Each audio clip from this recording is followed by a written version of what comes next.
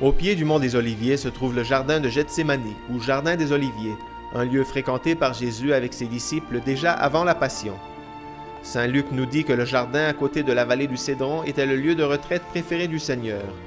Ils sont vieux de plusieurs siècles, les oliviers qu'on admire dans ce jardin, à côté de la basilique franciscaine connue aussi comme la basilique de l'Agonie, qui contient le rocher de l'Agonie, sur lequel, selon la tradition, Jésus passa l'heure qui fut peut-être la plus douloureuse de toute sa passion.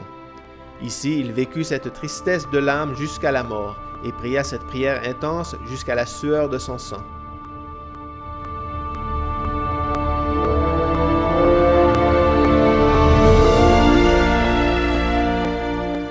L'église actuelle remonte aux années 1919 à 1924.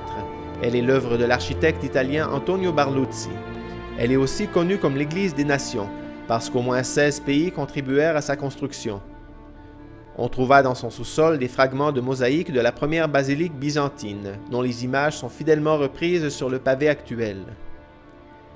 Ici, à Gethsémani, s'est tenue une autre étape de la pérégrination du carême des franciscains, une sainte messe à laquelle ont participé chrétiens locaux et pèlerins, durant laquelle on revit le texte évangélique de l'angoisse de Jésus.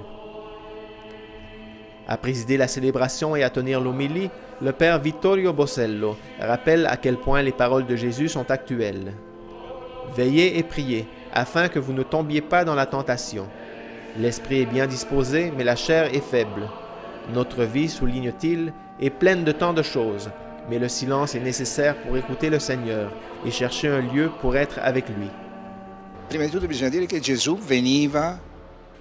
Il faut dire avant tout que Jésus venait ici chaque fois qu'il sortait du temple, pour prier et aussi pour se reposer avec ses disciples. C'était un lieu familier.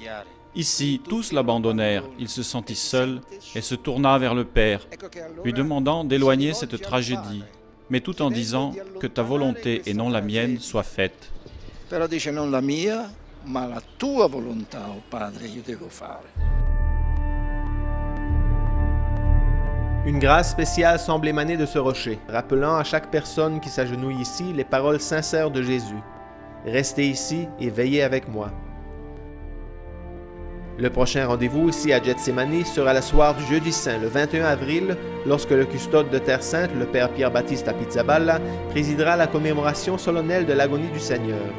Une heure sainte qui sera vécue en communion de prière avec pèlerins et chrétiens locaux, également par de nombreux fidèles partout au monde, grâce à la transmission en direct sur plusieurs chaînes de télévision.